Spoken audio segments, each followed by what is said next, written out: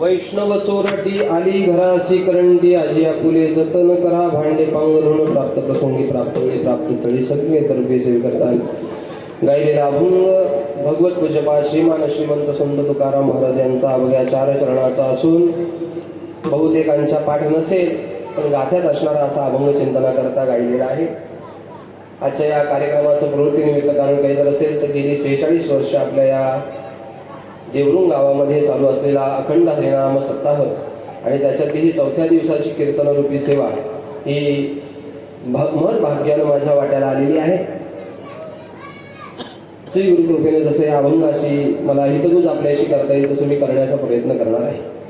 दुसरी महत्त्वाची गोष्ट, मला थोडा यायला 5-10 मिनिटं लेट झाला त्याबद्दल परत सर्वांची क्षमा मागतो आणि प्राप्त झालेल्या वेळेमध्ये अभंगाशी आपण थोडंसं हितगुज करण्याचा प्रयत्न करू. तसं काही मी अभंग ठरवून आलो नव्हतो. जो आला सुचला तो अभंग चिंतना करता घेतलेला आहे. गेली अनेक वर्ष आपण थोरा मोठ्यांच्या या कृपा आशीर्वादानं हा नाममहोत्सव साजरा करताय. ही फार मोठी भाग्याची गोष्ट आहे आणि तो टिकवून ठेवला हे फार महत्त्वाचं आहे. मी मागे कुठेतरी कीर्तनात बोललो, कोरोनाच्या काळामध्ये जे सप्ते बंद पडले ते कधी गाववाल्यांनी चालू केले ते म्हटले बरं झालं, गरमाची व्याध गेली निघून गेली बरं झालं असे काही लोक म्हणायला लागले. पण बाकीच्या त्या लोकांना कुठल्याही कार्यक्रमाला कोरोना आला फक्त तो सप्त्यालाच आला. सप्त्याला आला तर आला, नाही करत तर नाही करत, काय करायचं आपल्याला. पण आपण तो 46 वर्ष टिकून ठेवलाय. या अजून 2 वर्षानंतर आपल्या 1 वर्षानंतर पुढच्या वर्षी त्याच्या पुढच्या वर्षी 48वं वर्ष आहे म्हणजे आपली चतुर्थ तपसांगत आहे. त्याच्या 2 वर्षानंतर आपल्या सप्ताहाचं सुवर्ण महोत्सवी वर्ष आहे. अशी ही आपली वाढत्याकडे वाटचाल चालू आहे. संसारामध्ये घट असते, परमार्थामध्ये वाढ असते. संसारामध्ये आज घेतलेला श्वास दुसऱ्या क्षणाला तेवढाच माणूस घेईल सांगता येत. मात्र परमार्थामध्ये एकदा प्रेमाची वृद्धी झाली का ती वाढत राहते. मग वाढते नि प्रेमे माते भजती जे महात्मे म्हणून तुझे पण मनोधर्मे शिवतले नाही. काय माझ्या कीर्तनाचा मूळचा माझा स्वर आहे पांढरी 4 किंवा पांढरी 3. आता तुम्ही काळी 2ला लावल्यामुळे मी काळी 2 मध्ये कीर्तन करतो, एवढाच फरक आहे. माऊली म्हणतात का परमार्थातलं प्रेम वृद्धिंगत झालं पाहिजे आणि संसारामध्ये प्रेम वाढवण्याची गरज नाही, ते आपोआप कमी होतं. पहिल्या वर्षी असणारं प्रेम संसारात दुसऱ्या वर्षी राहतं का हो? प्रत्येकाने आपापला 7-12 पहा म्हणजे आपल्या लक्षात येईल. दुसऱ्याच्या 7-12 वापरून पाहू नये. मात्र परमार्थामध्ये एकदा भगवंताविषयीची प्रेम निर्माण झालं, आवड निर्माण झाली का ते प्रेम तिथं थांबत नाही, ते वाढलं पाहिजे. नदीचं पात्र उगमाकडून लहान दिसतं, उगमाकडे लहान असतं, पण सागराला मिळताना ते फार मोठं होतं. तसं परमार्थ हा वृद्धिंगत झाला पाहिजे, परमात्म्याविषयीचं प्रेम वाढलं पाहिजे आणि त्या प्रेमानं आपण हा उत्सव करतायत त्याबद्दल पुन्हा एकदा द्यावेत तेवढे धन्यवाद आपल्याला कमी आहेत. उपस्थित सर्व महाराज मंडळींकडे पाहिलं तर ही सगळी ज्ञानी मंडळी आहेत. परमार्थामध्ये यांनी अत्यंत कष्ट केलेली मंडळी आहेत. आपल्या इथे येण्याचा जो योग आला ते आमचे परमश्रेयी परमादरणीय जनार्दन महाराज यांनी आग्रह केला आणि त्या आग्रह खातर इथं आपल्या सर्वांच्या दर्शनाचा योग आलेला आहे. आणि इथं उपस्थित असणारे सगळे महाराज मंडळी, आता मला सगळ्यांची काही नावं परिचित नाही पण आमचे माधव महाराज केशव आहेत ते इथं उपस्थित राहिलेले आहेत. आणि आपण सर्व मंडळी गायक वृंद आहेत, मृदुंगमणी आहेत, आपण सर्व माता भगिनी बालक आबाल वृद्ध सगळे इथं उपस्थित आहेत. यांच्या या उपस्थितीमध्ये आपल्याला हा 1-1.5 तासामध्ये भक्तीचा खेळ, भक्तीचा संगम करायचा आहे. तद्वत अभंग जो चिंतना करता गायलेला आहे तो तुकाराम महाराजांचा आहे. थोडा वेगळ्या पद्धतीचा अभंग आहे आणि अभंग घेतल्यानंतर बऱ्याच जणांच्या चेहऱ्यावर हसू आलं, बरोबर ना. तुकाराम महाराज या अभंगामध्ये वैष्णवांची निंदा करतायत. वैष्णव चोरटी, चोर म्हणणं म्हणजे स्तुती आहे का निंदा आहे? बोला लवकर. निंदा आहे. वैष्णव चोरटी थांब द्या. आली घरासी करंटी ते वैष्णव चोरटे आहेत आणि असे चोरटे वैष्णव आमच्या घराकडे आलेले आहेत, घरात आलेले आहेत.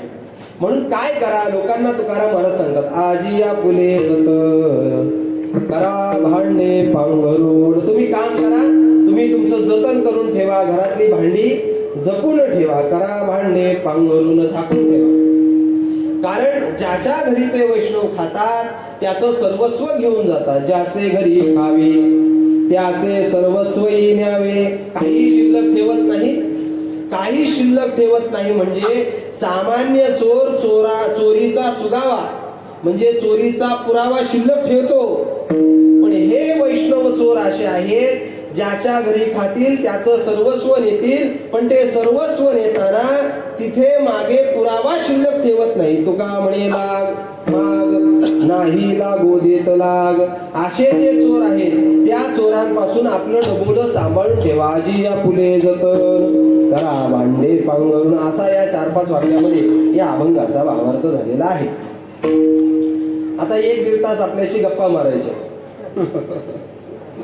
कीर्तनाचं प्रयोजन असं नसतं. कीर्तनाचं प्रयोजन असं जेणेकरून मूर्ती ठसावी अंतरी श्रीहरीची ऐसी कीर्तन मर्यादा आहे सततांच्या घरची.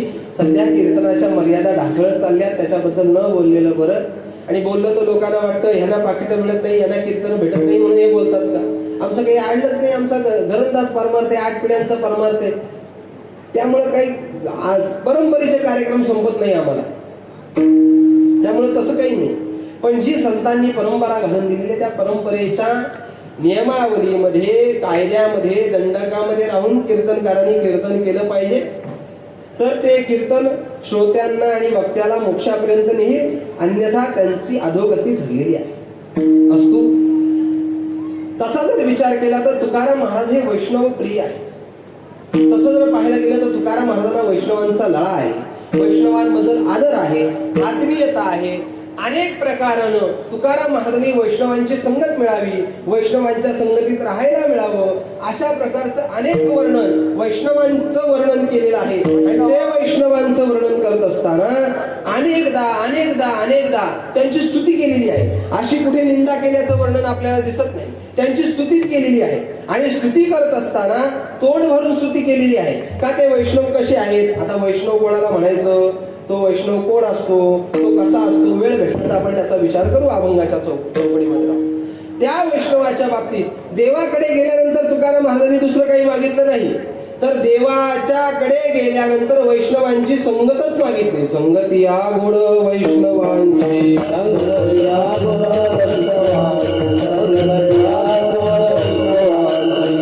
महाराज सांगतात मला संगती या गोड वैष्णव, गोड संगत मला वैष्णवांची वाटते. म्हणजे देवाकडे जरी संत गेले तरी सुद्धा त्या वैष्णवांच्या संगतीचीच अपेक्षा करतात. या वैष्णवाचे घरी, या वैष्णवाचे घरी, या वैष्णवाचे घरी,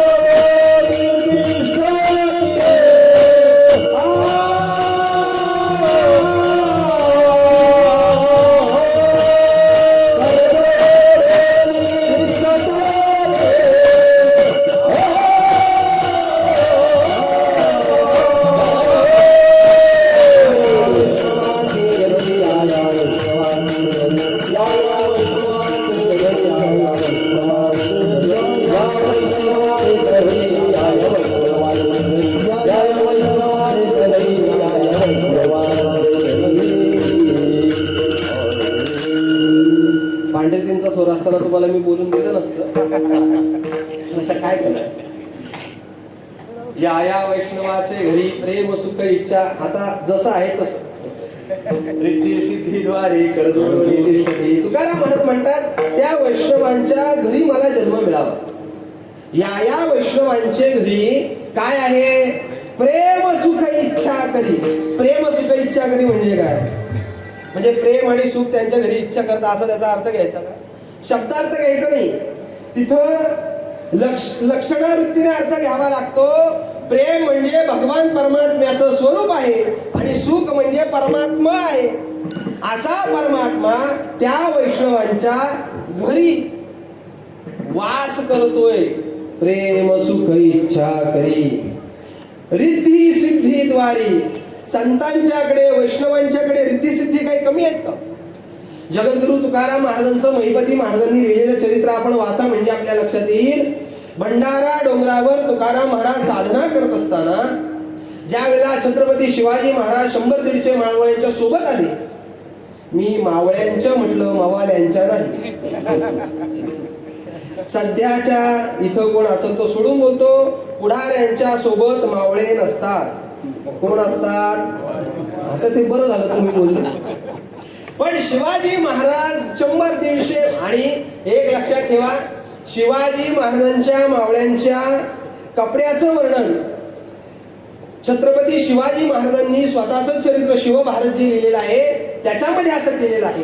एक इंग्रज अधिकाऱ्याने असं केलेलं आहे का जसं तुकाराम महाराज त्यांचे टाळकरी शुभ्र सफेद वस्त्र घालत होते तसे शिवाजी महाराजांचे मावळे सफेद वस्त्र परिधान करत होते असं इतिहासामध्ये वर्णन आलेलं आहे. ज्या वेळेला ते मावळे शिवाजी महाराज तिथं भंडारा डोंगरावर गेले, तुकाराम महाराजांना नमस्कार केला आणि हात जोडले. आजचा आमचा विसाव्याचा मार्ग इथंच आहे, आम्ही इथेच मुक्काम करणार आहोत. आता तुकाराम महाराज काय तिकडे सगळं घेऊन गेले होते का? नाही. एकदा घरातनं बाहेर पडलं का जिथे वाट भेटेल तिकडे तुकाराम महाराज जायचे. मग कधी भंडारा डोंगर, कधी भामचंद्र, कधी घोरडेश्वर, जिथे पाय वाट भेटेल तिथे तिथे तुकाराम महाराज वनामध्ये जायचे. आणि वनामध्ये जाताना संसार डोक्यात घेऊन जात नव्हते. हे वाक्य फार महत्वाचं आहे. सध्या लोकांचा त्याग करून, घराचा त्याग करून, दाराचा त्याग करून, पत्नीचा त्याग करून एखादा माणूस वनामध्ये जातो आणि तिथं सगळा संसार जमा करतो. ही माझी ओवी नाही. ज्ञानेश्वर महाराजांना जाऊन विचारा. शिष्य संप्रदाय विलासे मठादी मुद्राचे निमिसे घातले आहाती फासे ओ गरुनी. माऊली म्हणतात का त्या मठादी मुद्राचे निमिसे त्याला अभिलाषा निर्माण होते. एकट्याला माणसाला करमत का हो? तुम्हाला जर एकट्याला एखाद्या रूम मध्ये ठेवलं, तुम्हाला तिथं पाणी ठेवलंय, खायला ठेवलंय, टीव्ही ठेवलाय, सगळं ठेवलंय, मोबाईल ठेवलाय. बरं मोबाईल ठेवल्यानंतर नुसता मोबाईल नाही ठेवला, मग तुम्हाला विचारलंय छोट्या पिनचा चार्जर देऊ का मोठ्या पिनचा चार्जर देऊ? असं सगळं त्या रूम मध्ये ठेवलंय आणि तिथं तुमच्याशी गप्पा मारायला कोणीच नाही, तुम्ही एकटेच आहात. तुम्ही किती वेळ त्या रूम मध्ये राहू शकाल का? अहो थोड्या वेळाने वेळ लागायची पाळी येईल माणसाला. वेळ लागायची पाळी माणसाला एकट्याला करमत नाही. मग हा संन्यास घेतलेला माणूस जंगलात राहतो आणि जंगलात राहिल्यानंतर कुटी बांधतो. कुटी बांधली का मग रोज अन्न जमा करायचं. बरं संन्यासाचा धर्म असा असतो त्यांनी कुठलाही संग्रह करू नये. कुठलाच संग्रह चालत नाही. त्या अन्नाचा संग्रह चालत नाही, वस्त्राचा संग्रह चालत नाही, शिष्यांचा संग्रह चालत नाही, शिष्यणींचा चालत नाही, कसलाच चालत नाही. बघ कळलं तर बघा, नाही तर त्या सोडून 5Gचं नेटवर्क आहे, 2G मध्ये राहून कसं जमेल? काहीच कुठला संग्रह त्याला चालत नाही. पण याला संग्रहाशिवाय राहायची सवय नाही का? काय संग्रहाशिवाय राहू शकत नाही? अहो अनंत जन्मी तेच संस्कार आहेत ना अंतःकरणावर. अनादि संसार माले याच्या ठाई, नित्य विषय सेविले ते पाही, ते ठसावले चित्ताच्या ठाई, वारंवार देही सेविता. माऊली म्हणतात अनंत जन्म त्यांनी विषयाचा संगत केलाय, ते विषय त्याला गप्प बसून देतील का? नाही देणार ना. पण तुकाराम महाराजांचं असं नव्हतं. त्यांना अखंड जन्मजन्मांतरी भगवंताची संगत होती. प्रमाण भरपूर आहेत, मला प्रमाण सांगायचे नाही. अनंत जन्मात भगवंताची संगत आहे. अनंत जन्म निद्रा करीत होतो पाही, सवे चिलंका घेतली तरी वानर गोवळ गाई संगे घेऊन फिरत असो. अनेक जे जे झाले अवतार तुका त्यांचे बरोबर, भगवंताच्या बरोबर तुकाराम महाराज होते. त्यामुळे संसाराचा संग करायचा म्हटला तरी तुकाराम महाराजांनी ते वर्तत दिसती देही परी देही ना माझ्या ठाई, ते दिसताना संसारिक दिसतात. जगाची ये नेत्री दिसे तो संसारी, जगाची ये नेत्री दिसे तो संसारी,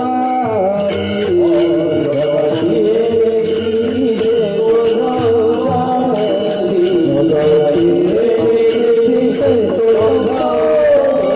परी तो अंतरी स्फटिका शुद्ध, परी तो अंतरी स्फटिका शुद्ध, वायाची हावदली काही कोटी, वायाची हावदली काही कोटी. परी तो अंतरी स्फटिका शुद्ध, परी तो वायाची हावदली काही कोटी, वायाची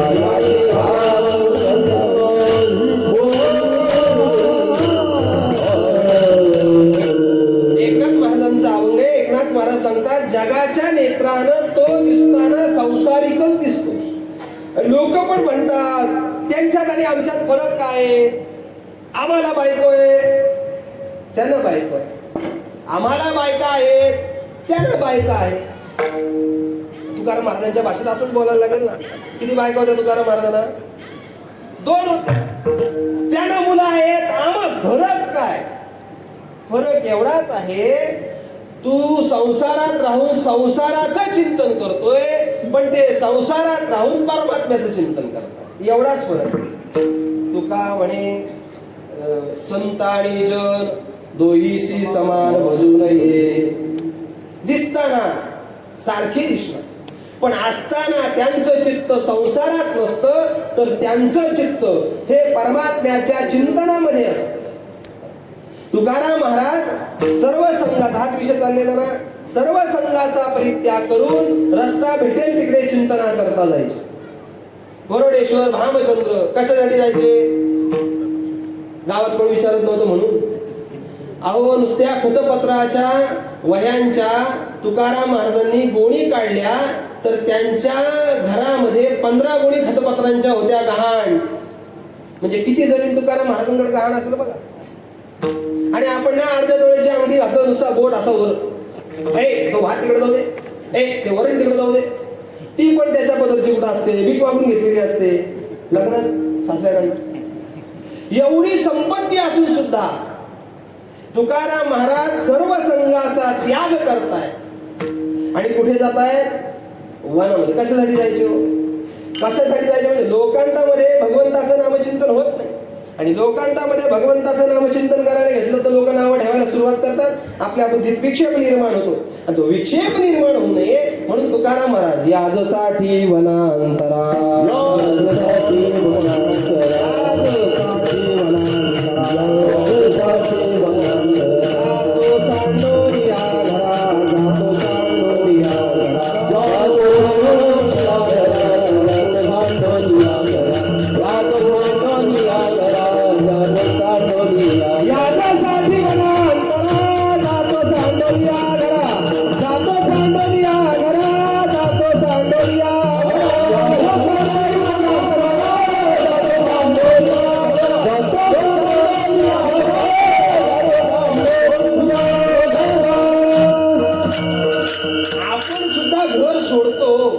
सोडत नाही. घर सोडतो का सोडत नाही? जागेत ना. आज सोडतो का सोडत नाही सांगा. आता पुढचा प्रश्न विचारतो. ठीक आहे सोडतो. कोण बोल सोडत नाही? घर आपण जे सोडतो ते वैराग्यानं सोडतो का वैतागानं सोडतो? खरं सांगा का? खरं सांगा. बसलेली मंडळी बोला. वैराग्यानं सोडतो, वैतागानं सोडतो आपण.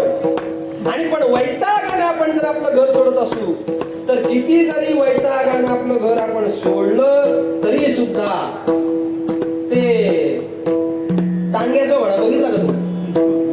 टांग्याचा घोडा तो एकदा गावाकडे आला का त्याचं लक्ष स्टेशनकडे, आणि स्टेशनकडे आला का त्याचं लक्ष, लोक कीर्तनात येतात पण कीर्तनात नसतात. पटलं तर बघा, लोक कीर्तनात येतात पण कीर्तनात आल्या आल्या आता कीर्तन म्हणा म्हणा विठ्ठल विठ्ठल म्हणा विठोबा रखुमाई म्हणा, बोला पुंडलिक कवरदे म्हणा, पण याचं लक्ष नसतं कीर्तनात. हा कीर्तनात विचार करतो, आलोय कीर्तनाला खरा, पण कुलूप लावताना कुलूप कडीच्या खाली आहे का कडी कुलपाच्या वर आहे, नक्की काय समजत नाही आणि त्याच्यात जय विठ्ठल होऊन जात. पण तुकाराम महाराजांनी जे घर सोडलं ते वैराग्याने सोडलं, वैराग्य निर्माण झालं म्हणून वैराग्याचे महामेरू म्हटलं जातं. आणि अशा अधिकाराचे तुकाराम महाराज ते एकांतामध्ये जायचे, आणि एकांतामध्ये गेल्यानंतर तुकाराम महाराजांकडे शिवाजी महाराजाने मावळ्यांसह आले, आणि आता वस्ती करायची म्हटली, यांची व्यवस्था केली पाहिजे ना, कसली, भोजनाची. एक लक्षात ठेवा, दोन गोष्टी महत्वाच्या आहेत. महाराज असताना आपण एखाद्या महाराजांच्या घरी गेलो तर ते महाराज आपला व्यवस्थित पाहुणचार करतात का, हे अत्यंत महत्वाचं आहे. भले त्यांनी धड बोलू नये, पण पाणी चहा काय नाश्ता दिला पाहिजे. खरं सांगू का तुम्हाला, कीर्तनकार असताना कीर्तनकाराच्या घरी जाण्यापेक्षा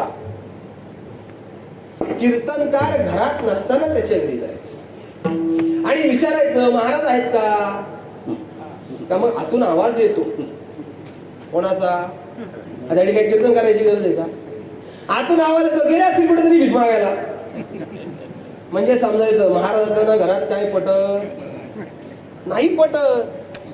कारण तो असतो वारकरी आणि ती असते वारकरी. याला आवडतात शेकटाच्या शेंगा, तिला आवडतात पाण्यातल्या शेंगा, मग कसं काय सूत जमायचं.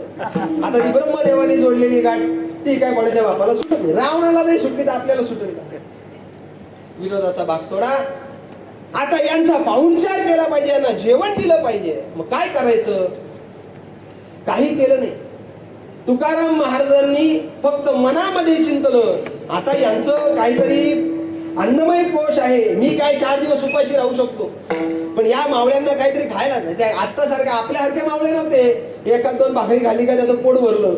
अहो 10-10, 20-20 भाकरी खाणारे होते ते, नुसते भाकरी खाऊन झोपा काढत नव्हते, तेवढे कष्ट करत होते. हे फार महत्वाचं आहे. नाही तर आता भाकरी खायच्या आणि टीव्ही समोर बसायचं ना झोपा काढते, असं नाहीच. एवढ्या लोकांना द्यायचं कसं काय. तुकाराम महाराजांनी फक्त मनामध्ये चिंतन केलं, रिद्धी-सिद्धीने येऊन 150 मावळ्यांना सहज सगळं अन्न पुरवलं. कुठल्याही प्रकारची सामुग्री नसताना ज्या अर्थी एवढं मोठं लागव होतंय, त्या अर्थी त्या रिद्धी-सिद्धी संतांच्या दारात उभ्या राहतात, वैष्णवांच्या दारात उभ्या राहतात आणि वैष्णवांकडे इच्छा करतात, तुम्ही काहीतरी आमच्याकडे मागा. अहो जे वैष्णव देवाकडे मागत नाही ते यांच्याकडे मागतील का. कारण माऊली म्हणतात, रिद्धी सिद्धीची द्वंद्वे पडोनी ठाकी. रिद्धी सिद्धीला आम्ही विचारत नाही. एकनाथ महाराज म्हणतात, सिद्धी लावी पिसे गोड तया पुसे, नेडो राजावसे पाणी काही. सिद्धीला आम्ही पुसू विचारू काही गरज नाही आम्हाला. का आम्हाला गरज नाही, कारण वैभवाचे धनी आम्ही शरणागत, आम्ही वैभवाचे धनी आहोत. आणि यांच्या मागं एक लक्षात ठेवा, ज्याला काजू बदाम खायची सवय आहे ना, त्याला चणे फुटाणे गोड लागत नाही, कधीच गोड लागणार नाही. अजून आता वारकऱ्यांच्याच भाषेत बोलतो, ज्याला पनीर मसाला खायची सवय आहे ना, त्याला पिठलं भाकरी देवा का खातो का, तर हे काय जेवण आहे, अरे हेच तर खरं जेवण आहे. हा त्या रिद्धी सिद्धी वैष्णवांच्या दारात हात जोडून उभे असतात, कर जोडून तिष्ठती. एवढं वैष्णवांचं महत्व आहे. तुकाराम महाराजांना वैष्णवाची संगत देवाने दिली नाही, म्हणून तुकाराम महाराज संतांच्या संगतीत वैष्णवांची संगत प्राप्त करण्याचा विचार करतात. वैष्णवा संगती सुख वाटे जीवा, आणि कमी देवा काही देणे. मी देवा मला काही नको, फक्त वैष्णवांची संगत पाहिजे. प्रमाण आपल्या पाढेच्या सुका कारणे देव वेडावला वैकुंठ सोडून संत सदनी राहिला. एक लक्षात ठेवा, संतांना तुकाराम महाराजांना वैष्णवांची संगत प्रिय आहे मान्य, पण ज्या वैष्णवांची संगत तुकाराम महाराजांना प्रिय आहे त्याच वैष्णवांची संगत देवाला सुद्धा प्रिय आहे. देवाला सुद्धा ती संगत आवडते. देवाला विचारा, देवा आता मला सांगा भगवान विष्णू राहतात कुठे? हा लवकर सांगा, खरं सांगा, कुठे राहतात? सासूरवाडीला राहतात. सासूरवाडी नक्की का? नक्की आहे. मग तुकाराम महाराजांचा प्रमाण आहे, वैकुंठीचा देव आणिला भूतळा, आता मला वैकुंठात राहतात. जरी भगवान परमात्म्याचं राहण्याचं ठिकाण वैकुंठ असलं तरी भगवान परमात्मा वैकुंठात नसतात, ते असतात क्षीरसागरात. क्षीरसागरात का? आता म्हणा ना त्याची सासूरवाडी म्हणून. चुकलेला फकीर मशिदीत सापडतो, चुकलेला बुवा सप्त्यात सापडतो आणि रागावलेला जावई सासूरवाडीला सापडतो. फक्त तो घर जावई नसला पाहिजे म्हणजे झालं. इथं कोण असेल तर सोडून बोलतो, नाही तर माझी जायची पंचायत. देवाला सुद्धा संतांची संगत प्रिय आहे. त्याला सुभाषितकार असं म्हणतात, असारे खलु संसारे सारं श्वसुर मंदिरम हरो हिमालये शेते हरी शेते महाददो. सूत्रकार असं सांगताय, या असार रूपी संसारामध्ये सारभूत काय असेल तर ते एकच आहे, ते सासऱ्याचं घर. म्हणजे तुम्ही आता कीर्तन झाल्यावर विचार करू नका कसला आहेत ना जागे. तुम्ही काय बोलत नाही का? मौन बिन पकडलंय का? समोर बसलेली मंडळी, मी तुमच्याशी बोलतोय, तुम्ही मौन वगैरे पकडलंय का? बाळावर तुम्ही काय मौन पकडलंय का? काय मूग बीक खाऊन आले का आज? नाही ना, मग बोला ना. वैष्णवांची संगत देवाला सुद्धा प्रिय आहे. मग या आसार रूपी संसारामध्ये सारभूत काय असेल तर ते आपल्या सासऱ्याचं घर. कसलं घर? कोणाचं घर? तुम्ही काय लाजताय का बोलायला? लाजताय का? अरे हो, नाही काहीतरी बोला. नाही बोलायचं का तुम्हाला? नाही बोलायचं? अरे हो, नाही काहीतरी बोला. सासऱ्याचं घर सारभूत आहे. का सारभूत आहे? कारण भगवान शंकर कुठं राहतात? मूळ ठिकाण कुठलं? कैलास राहतात. कुठं? सासूरवाडीला राहतात. मग जर ते सासूरवाडीला राहत असतील तर बुवा सासूरवाडीला राहिले तर पोटात दुखायचं काय कारण आहे? असो, पण भगवान परमात्मा क्षीरसागरात पण नाही, भगवान परमात्मा वैकुंठातही नाही. मग भगवान परमात्मा आहेत कुठे? तर भगवान परमात्मा वैष्णवांच्या संगतीमध्ये राहतात. ना वडे वैकुंठ शेषाचे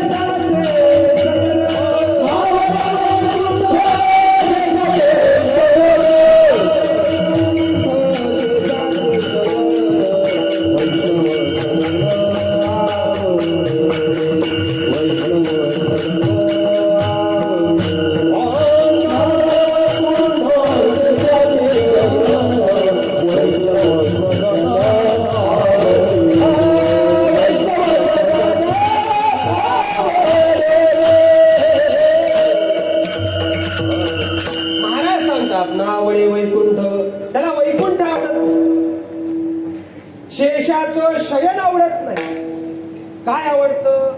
वैष्णव सदन आवडले. त्याला इतर गोष्टी आवडत नाही, पण वैष्णवांचं घर आवडल्याशिवाय.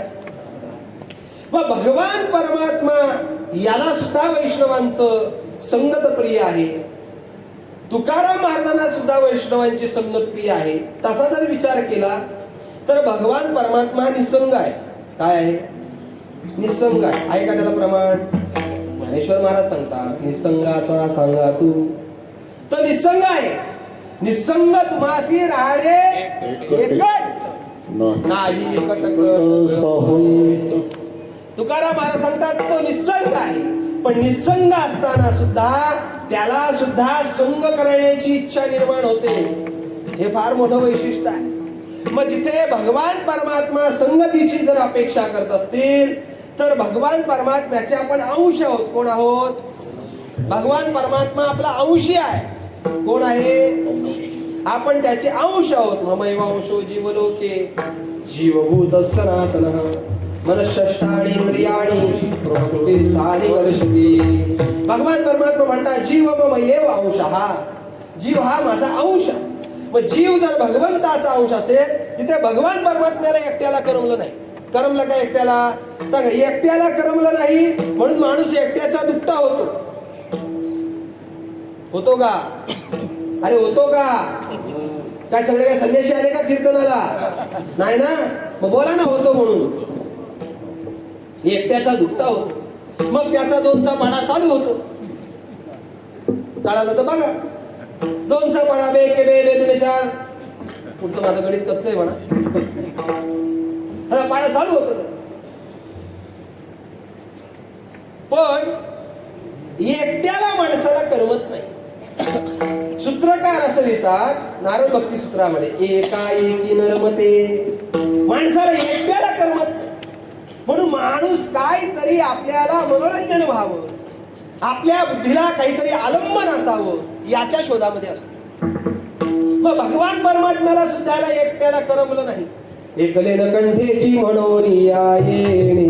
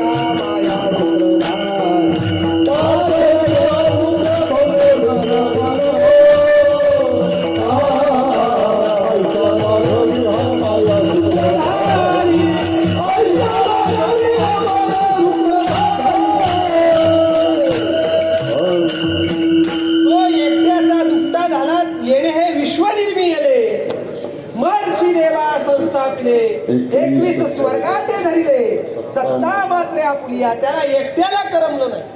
म्हणून तुकाराम महाराज म्हणतात बहु होता भला परिये टिंब टिंबने नासीला. कीर्तन झाल्यावर भेटा मग सांग. त्याला एकट्याला करमत नाही. जर देवाला एकट्याला करमलं नाही तर आपण त्याचे अंश आहोत. आपल्याला एकट्याला करमेल का? नाही करमत. एखाद्या बाळाला एकट्याला ठेवलं ना तर तो एकटा रडायला सुरुवात करतो. मग त्याला आई जवळ घेते, मग तो गप्प बसतो. म्हणजे लहान असताना आईशिवाय करमत नाही. पुढचं बोलू ते आता रिकामे जागा तुम्ही भरा. म्हणजे त्याला संगतीची अपेक्षा आहे, कोणतरी सोबतीची अपेक्षा. जर देवाला संगत प्रिय आहे तर मनुष्याला असणारच. आणि आपण जर देवाचे अंश असतो तर देवाला जर संगत प्रिय असेल तर आपल्याला सुद्धा संगत प्रिय आहे. म्हणजे तुकाराम महाराजांना सुद्धा वैष्णवांची संगत आवडतेच का नाही आवडत? अहो देवाला सुद्धा तुकाराम महाराज सांगतात, देवा एकदा तुम्हाला त्यांची संगत करून दिली ना, तुलाही त्रास नाही मलाही त्रास नाही. तुम्ही आम्ही पिढो जेणे दोन्ही वारती एकाने बैसलो धरणे हाका देत. तुलाही त्रास नाही मलाही त्रास नाही. आपलं ते दे म्हणजे मी मोकळा झालो. म्हणजे तुकाराम महाराजांना सुद्धा वैष्णवांची संगत प्रिय आहे. मग जर तुकाराम महाराजांना वैष्णवांची संगत प्रिय असेल तर मग तुकाराम महाराज या अभंगाचा विचार करता विरोधात्मक भूमिका का म्हणतात? प्रेम आहे, अंतःकरणामध्ये जिव्हाळा आहे, वैष्णवांबद्दल प्रीती आहे, या सगळ्या गोष्टी असताना तुकाराम महाराज विरोधात्मक भूमिका का म्हणतात? काय गरज आहे त्यांच्या विरोधात बोलण्याची? असा प्रश्न सर्वसामान्य लोकांना निर्माण झाला असेल. जे तुकाराम महाराज एवढी स्तुती करतात, मग ते तुकाराम महाराज असं का म्हणतात? त्याची अनेकविध कारण आहेत, अनेकविध कारण आहेत. तत्पूर्वी पहिलं कारण असं आहे, तुकाराम महाराज वैष्णवांच्या विरोधात नाही, वैष्णवांना चोर म्हणत नाहीत. मी पूर्व पक्ष म्हणतोय. मग ते चोर म्हणतात कोणाला? तर ते वैष्णवांना चोर म्हणत नाही. का वैष्णवांना चोर म्हणत नाही? कारण वैष्णव कोणाला म्हणावं याच्या अनेक व्याख्या आपल्या संत वाङ्मयामध्ये आलेल्या. वैष्णव कोणालाही म्हणत नाही.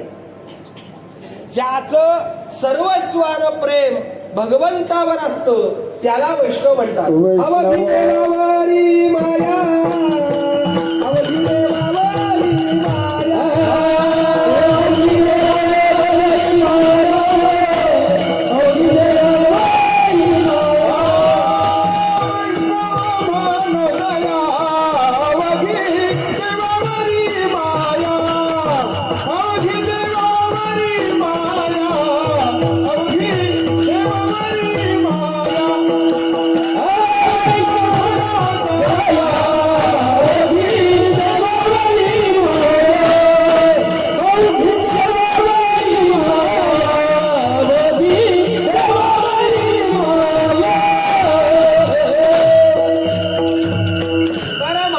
वैष्णव त्याला म्हणायचं ज्याचं सर्वस्वानं प्रेम देवावर असतं, सर्वस्वानं प्रेम देवावर असतं त्याला म्हणायचं वैष्णव. अवघी देवावरी. आता मी काय त्याचा विस्तार करणार नाही, कारण आपल्याकडे वेळ कमी. दुसरी वैष्णवाची व्याख्या अशी आहे, पद्मपुराणामध्ये आलेली आहे. वैष्णव शब्द म्हणताना त्या शब्दावर कुठंतरी जोर द्यावा लागतो. वैष्णव आपण हरिपाठ म्हणताना म्हणतो की नाही, नामामृत गोडी वैष्णवाला धरी, त्या वैष्णव शब्दावर जोर द्यायचा आहे. लोकांना कुठं जोर द्यायचा, कुठला जोर काढायचा काही कळत नाही. नको तिथं अक्षरावर जोर देतात ना, त्याचा पार पद विच्छेद करून टाकतात. आता लग्नाची सराई चालू झाली ना, आता बघा ब्राह्मणाकडे लक्ष देऊन पाहायचं. काही मंगलाष्टक ही तोडून म्हणू नये, ती सलग म्हटली पाहिजे. उगाच कसे मंत्र म्हटले तर त्या मंत्राचं सामर्थ्य राहत. आता सावध सावधान परिसा असं मंगलाष्टक. पण तो ब्राह्मणाचा कुठला स्वर असतो तेच सुरात राहिले नाही. आता तेच आसुर बनत चालले. इथं असेल तो सोडून ते आता टेस्टेड ब्राह्मण झाले. ते खात नाही पण आम्हाला बिनदेठाचं फळ चालतं. कळालं तर बघा. मग ते म्हणताना आता सा वध म्हणजे तो सांगतो आत्ताशी तुमचा वध झालाय, पुढे खिमा व्हायचाच आहे असं म्हणून चालेल का? अहो ते तोडून म्हटलं तर त्याचा पदविच्छेद होतो, अर्थ बदलतो. अर्थ बदलून चालत नाही वाङ्मयामध्ये, लक्षात ठेवा. तो अर्थाची संगती लागली पाहिजे. आणि अर्थाची संगती लागली नाही तर तुकाराम महाराजांना म्हणावं लागेल काय, अर्थे लोपली पुराणी नाश केला शब्द ज्ञाने विषय तो मने साधने ही बुडविली.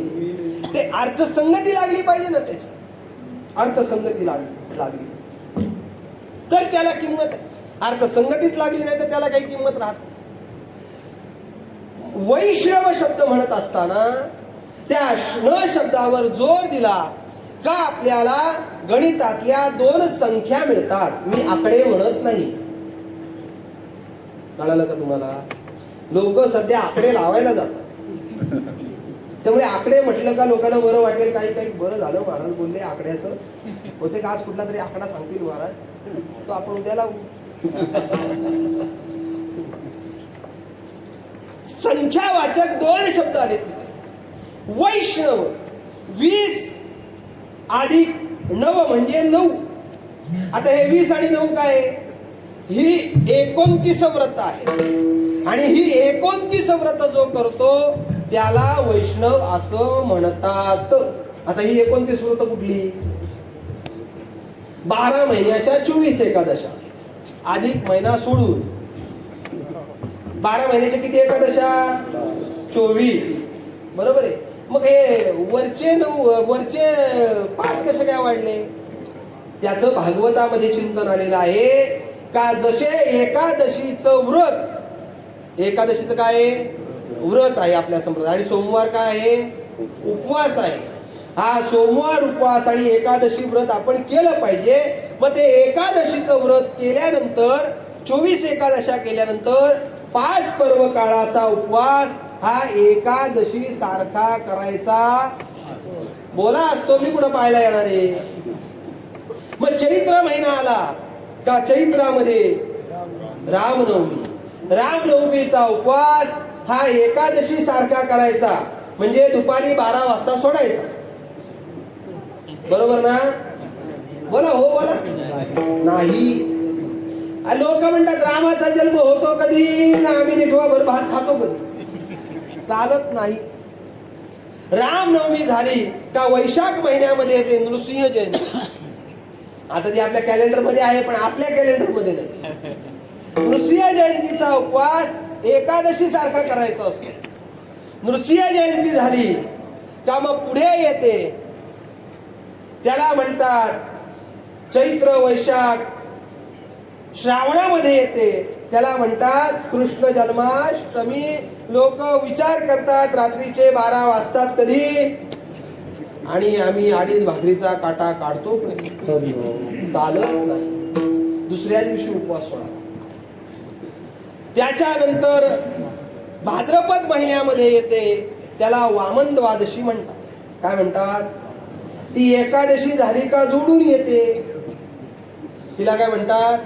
वामन द्वादशी. तिचा उपवास सुद्धा एकादशी सारखा, एकादशी सारखा बोला करायचा. मी कुठं पाहायला येणार आहे? तुम्ही करला केला की नाही?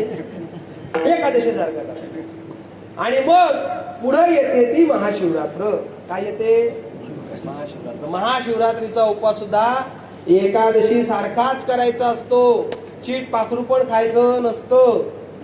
अशी 29 व्रत जो करतो त्याला काय म्हणतात? वैष्णव. अशी वैष्णव शब्दाची व्याख्या पद्मपुराणामध्ये आलेली आहे. आणि तुकाराम महाराजांनी सुद्धा वैष्णव शब्दाची व्याख्या केलेली आहे. विष्णुमय जग वैष्णवासी ठावे, विष्णुमय जग वैष्णवासी ठावे,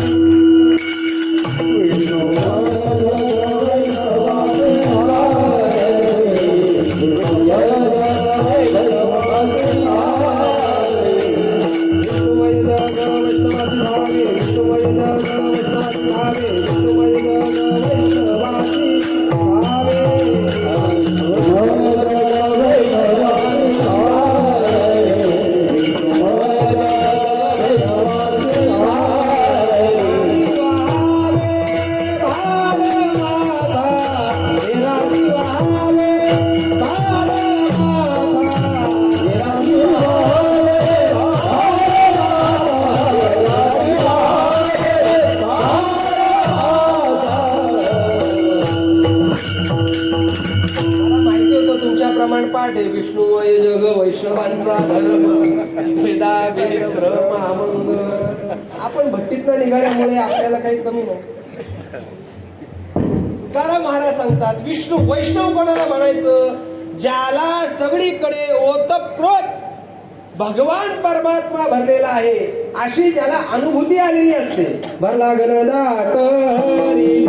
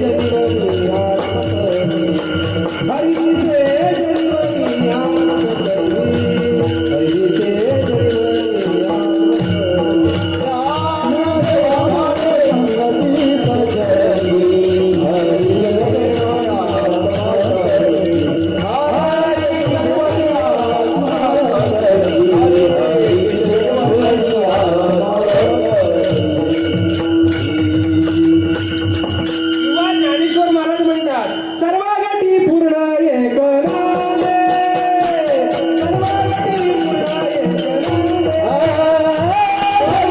एक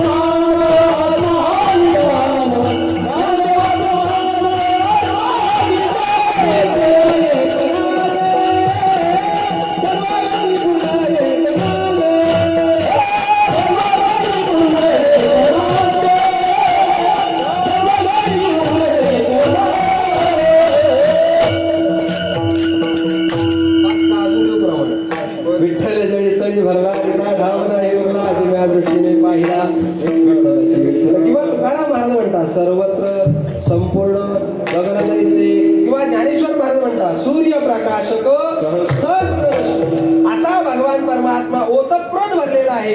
अशी ज्याला अनुभूती आलेली असते म्हणजे त्याला त्याचं घर घर वाटत नाही, त्याला त्याचं घर विश्व त्याला घर वाटतं. वसुदैव कुटुंबकम किंवा हे विश्वचे माझे घर, आईची मती जयाची स्थिर किंबहुना चराचर आपण झाला. म्हणजे त्याला भगवंताची अनुभूती आल्यामुळे जिकडे जाईल तिकडे भगवान परमात्माच भरलेला आहे. अशी ज्याला अनुभूती आली त्याला काय म्हणायचं? विष्णुमय जग वैष्णवासी भावे हे राणी व्हावे भारमाता. त्याला जगत सगळं विष्णू रूप वाटतं आणि त्याला विष्णू रूप वाटल्यामुळे त्याला सगळीकडेच विष्णू दिसतो, भगवंत दिसतो. आणि मग बाकीच्यांनी काय करायचं? काय नाही, ग्रंथ घ्यायचे डोक्यावर आणि भिका मागत फिरायचं. असं तुकाराम महाराज म्हणता का ये राणी व्हावे भारमाता. येर लोकांनी काय करायचं? कारण त्यांना अनुभूती आलेली नसते ना. आणि परमार्थामध्ये अनुभूतीला किंमत आहे, अनुभवाला किंमत आहे. तुमच्या शब्दज्ञानाला किंमत नाही. शब्दज्ञानाला जर किंमत असती तर त्या 84 कोण 14 वेळा ज्यांनी काळाला परत पाठवलं त्या चांगदेवाला मुक्ताबाईला गुरु करावा लागला असता का? नसता करावा लागला. म्हणजे शब्दज्ञानी माणसाला परमात्म्याची अनुभूती आलेली नसते. शब्दज्ञानी फक्त शब्दाच्या द्वारा देवाची अनुभूती सांगू शकतो पण त्याला आलेली नसते. महाराजांचा अभंग आहे बोलो अबोलणे जागे बाहेर आत निजेले. अबोले बोल बोले जागे बाहेर आत निजले. कैसे घरात घरकुल केले निर्वंधार ना उजाडले का.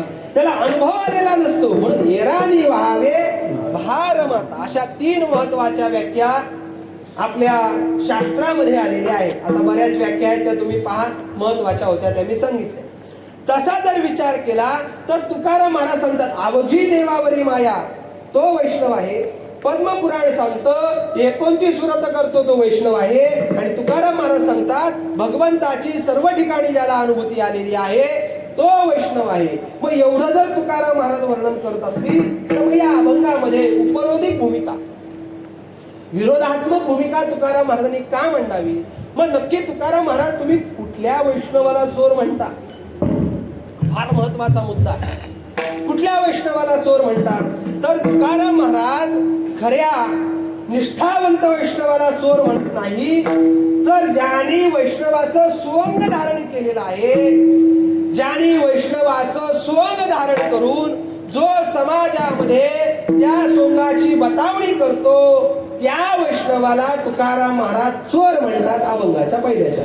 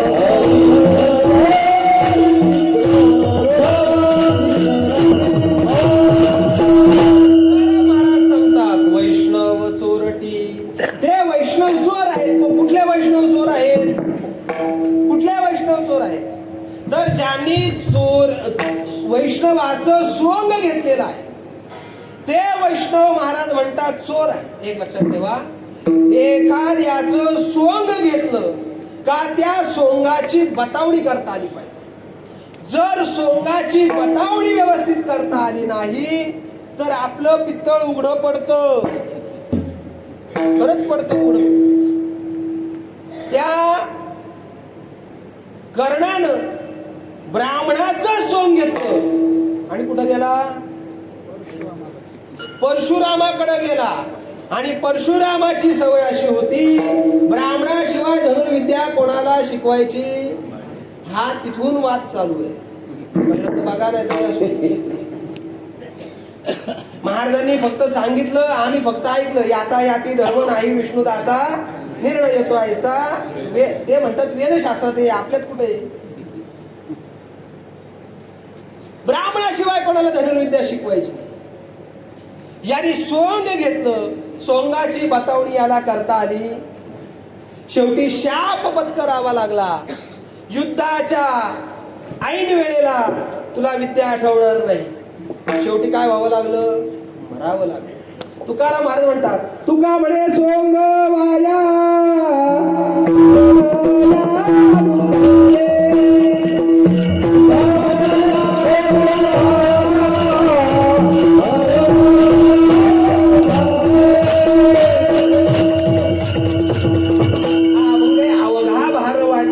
संत सेवा न घडता कसवटी हे असे हाती त्याच शेवटचे चरण. तुका म्हणे सोंग वाया कारण या अनुभवे. सोंग वाया कधी जात, जर त्या सोंगाची बतावणी करता आली नाही तर ते सोंग वाया जात. यांनी सोंग घेतलेलं आहे. कोणाचं घेतलंय, आमचे श्रीगुरु महाराज नेहमी सांगायचे, सोंग घ्यायचंच असेल तर राजाचं सोंग घ्यावं, भिकाऱ्याचं कशाला घ्यायचं. लक्षात येते का तुमच्या. भिकाऱ्याचं सोंग घ्यायचं नाही, राजाचं सोंग घ्यायचं. नको त्याचं सोंग घेऊन वाटोळ करून घ्यायचं नाही.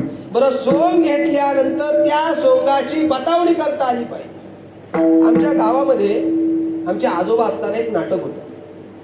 छत्रपती शिवाजी महाराजांच्या चरित्रावर आधारित नाटक होतं, करेंती पूर्व. आणि त्या करेंती पूर्व मध्ये आमच्या आजोबांनी हंबीररावांची भूमिका केली होती. हंबीरराव म्हणजे कोण माहितीये का, हंबीरराव मोहिते. हा, मोहिते.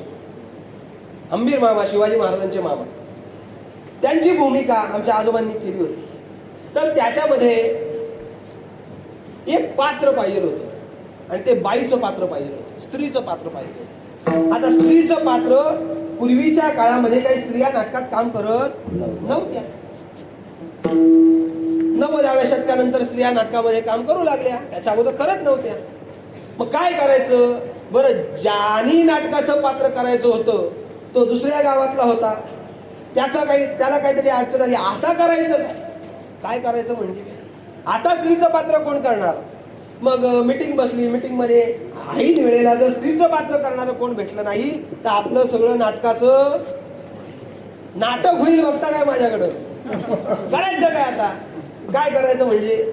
त्याच्यामध्ये एक माणूस असा होता गावामध्ये का त्याचा आवाज थोडा बायकी होता, बायकी आवाज होता. मग सगळ्यांनी त्याला सांगितलं, अरे स्त्रीचं तुला सोंग करायचं ना, कर ना मग स्त्रीचं सोंग.